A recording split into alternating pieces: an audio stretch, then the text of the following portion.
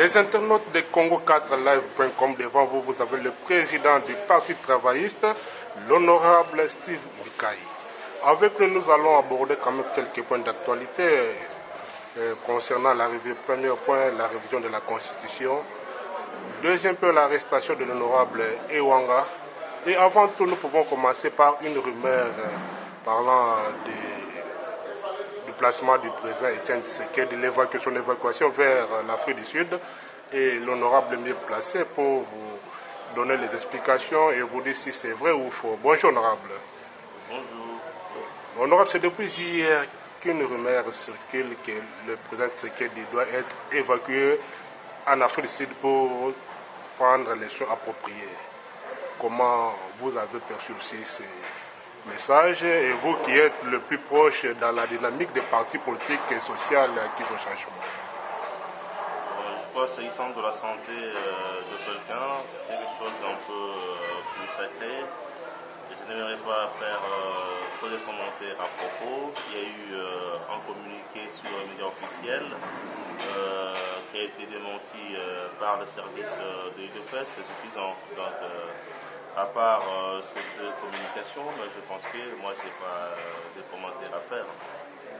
Oui, honorable. Maintenant, parlons de la Constitution. Selon le secrétaire du PPRD, dit ceci: réviser la Constitution, c'est la respecter. Et c'est vrai. Non, il faut dire que toute Constitution est révisable. On ne révise pas parce que toute Constitution donne le devoir de sa propre révision. Mais il faut voir le contexte et le bon sens et la période. Nous sommes dans un processus électoral qui a commencé en 2011, qui devait se poursuivre avec les élections provinciales jusqu'au local. Ce n'est pas le moment qu'on doit choisir pour changer les règles du jeu. Dans une équipe, deux équipes jouent au foot, à Imana contre des clubs. Pendant la pause, on ne peut pas comprendre que l'arbitre puisse s'arranger avec une des équipes pour changer les règles du jeu. Et ici, l'arbitre, c'est M. Malmalo qui s'arrange avec la majorité pour changer les règles du jeu, puis en faveur de l'équipe adverse qui est la MP. Et puis, cette constitution, c'était le prix d'un consensus transitif.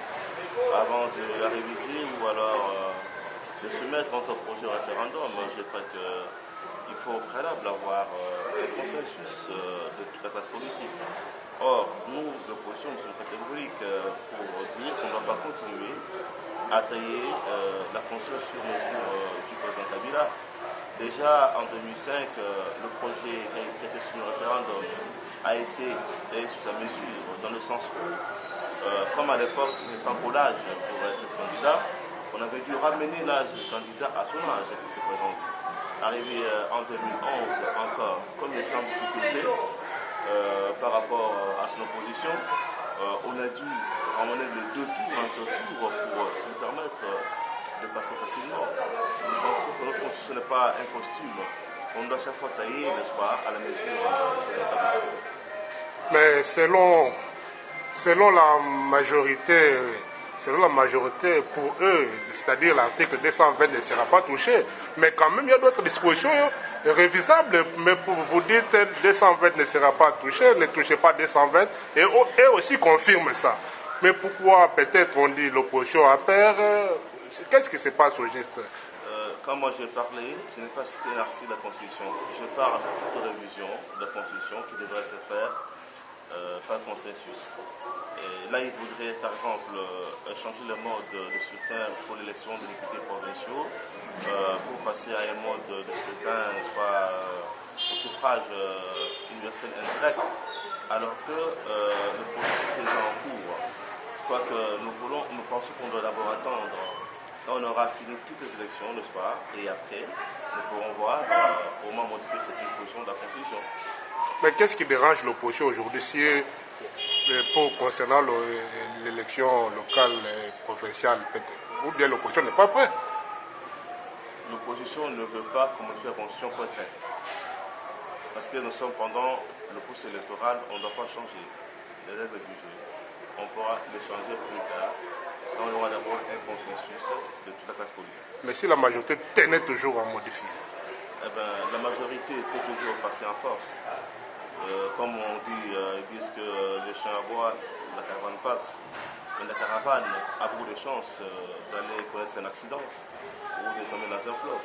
En politique, il n'y a personne qui peut se dire avoir toutes les garanties en tout moment et en tout lieu.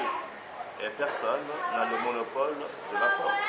Il faut toujours tenir compte des points de vue des autres. Parce qu'on a vu les gens aller au lit en étant tout puissants, et le matin, ils se réveillent en étant tout petits. Je crois qu'il faudrait mettre ça en considération et comprendre qu'on ne doit pas gérer par des filles. Maintenant, nous parlons de l'honorable Iwanga qui est en résidence surveillée. C'est connu qu'il est à l'hôtel Invest. Qu'est-ce que l'opposition compte faire pour, n'est-ce pas, que l'honorable Iwanga soit libéré et soit libre chez lui à la maison? Bon, nous venons d'une réunion de toutes les forces de l'opposition. Nous avons arrêté un certain nombre d'actions qu'on va mener, mais comme on n'a pas encore fini les discussions, ce n'est pas le moment pour moi de dévoiler toutes ces actions qui sont arrêtées. Dans les prochains jours, vous allez voir que peut-être même tous les députés d'opposition et d'autres leaders politiques pourraient se constituer aussi prisonniers en solidarité avec M. Iwanga. Est-ce que la procédure même a été respectée pour son arrestation? Non, la en tant que député n'a pas été respectée dans le sens où on n'a pas demandé d'abord l'autorisation d'arrêter au bureau de l'Assemblée parce qu'on est en vacances. Et si on était en pleine session, on aurait dû demander l'avis de la plénière. Mais ici, on n'a pas demandé du tout cet avis. On s'est caché derrière l'argument de la flagrance qui a été balayé devant les juges de la Cour suprême par la défense de M. Iwanga, ayant démontré que cette disposition de la flagrance était dans la loi de la Cour de sûreté de l'État qui a été elle-même supprimée. Donc, c'était pas normal qu'on puisse évoquer ça. Et c'est curieux de voir que devant la Cour, le dossier de Iwanga était vide, il n'y avait rien comme accusation et tout a été arrangé après. Bref, c'est une arrestation politique qui va avoir sûrement un dénouement politique. Honorable, quelle lecture faites-vous sur les sommets États-Unis-Afrique? Bon, parlant du sommet États-Unis-Afrique, je vais commencer par dire que nous sommes au XXe siècle. Il n'y a aucun État qui peut vivre en autarcie et qui peut suffire tout seul. On a toujours besoin de la coopération avec les autres, surtout coopération bilatérale. Mais mon point de vue personnel est que cette façon de faire, de convoquer les chefs d'État africains à Paris pour des sommets du genre France-Afrique, menace États-Unis-Afrique, c'est pas respectueux. Pas du tout. Parce que nos pays se plaignent de l'ingérence, mais les chefs d'État sont convoqués eux-mêmes comme des élèves par M. Obama, qui les met comme des écoliers et puis les laisse sur le podium, sans même être accompagné par le président de l'Union européenne à côté de lui. Alors, parler, par exemple, de 34 milliards qui sont, n'est-ce pas, débloqués pour l'Afrique, avec un montant pour permettre aux ménages africains d'accéder à l'électricité. Je vois, c'est une honte. Obama a été élu pour les Américains, pas pour les Africains. Mais comme chez nous, les chefs d'État sont encore colonisés mentalement, eh ben, ils sont très fiers de s'afficher comme ça, avec Hollande, avec Obama, et recevoir des leçons. Et des leçons qu'ils méritent, parce qu'ils gèrent mal le pays. Ils gèrent les droits de l'homme.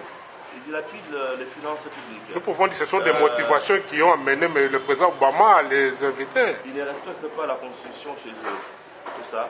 C'est cette mauvaise gouvernance qui donne la libre aux puissances occidentales de s'ingérer dans leurs affaires. Parce que s'ils le faisaient bien, ils n'ont pas d'ingérence. Et là, ils ont encore reçu, une fois de plus, un avertissement par rapport à toutes les tentatives de modifier les constitutions. Alors comme eux ont Obama comme maître, j'espère que les élèves de l'établissement seront frappés par le maître. Vraiment, quel conseil en tant qu'Africain, fils d'Afrique, que vous pouvez donner aux dirigeants africains? L'Afrique n'est pas un pays, c'est un continent. Chaque pays doit avoir ses relations bilatérales avec d'autres pays, avec les pays qu'ils veulent.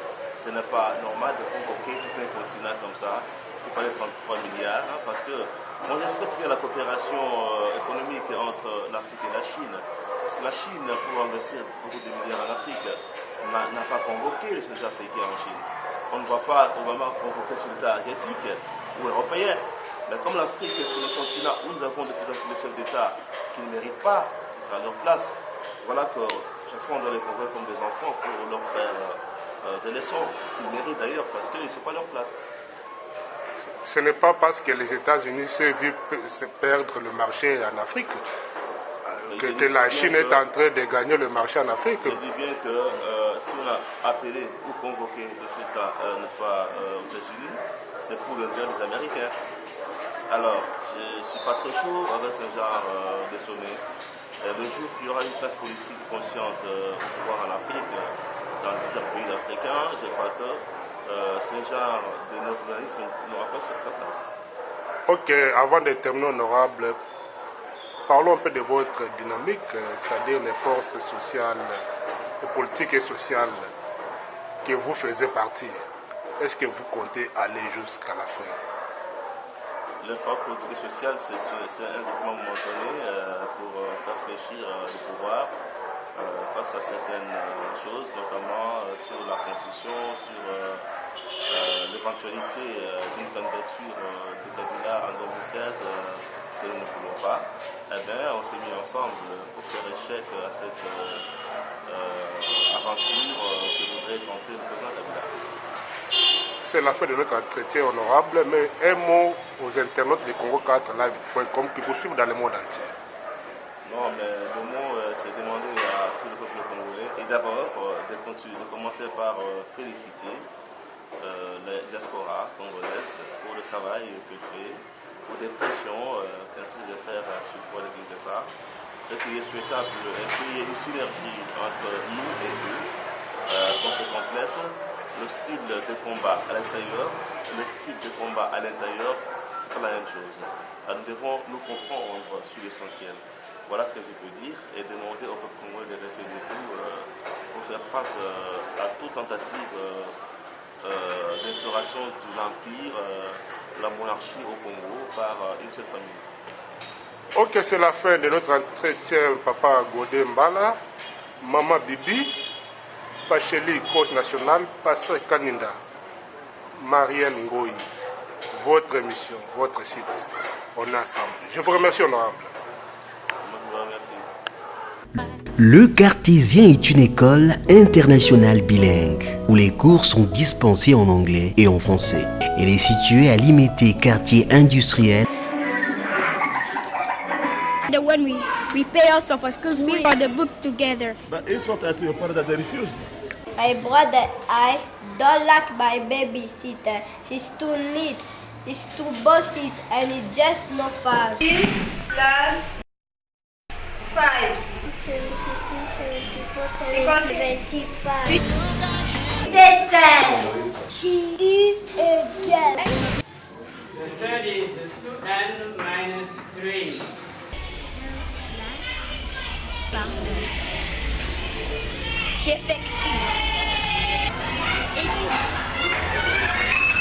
open the first page. Yes. 10 divided by 8. I close the first page. I open the first page. I do 16 divided by 8. I close the first page. Equal 10 divided by 8 equals 1. Remainder 2. Les élèves venus de cette école sont facilement inscrits dans les meilleures écoles et universités d'outre-mer et défendent l'honneur de la RDC à l'étranger. Les parents témoignent. Nous avons pu obtenir pour elle une inscription à l'université aux États-Unis. Le premier test, elle est retenue au niveau 2. Good evening, everybody. You are watching CNN, the American TV. Send us your view point to our website www.lecartésien.org. What is your opinion? Suffer. He have killed more than 100 persons, and he must be in life of prison. Thank you. Do another person. But with the person who are serving that in the restaurant, but them that giving money to each and give you the many things. It's not about that. My father said, must pardon him, but he must suffer too. Vos enfants méritent aussi mieux. Emmenez-les dans l'état où ils sont. Ici, ils seront transformés.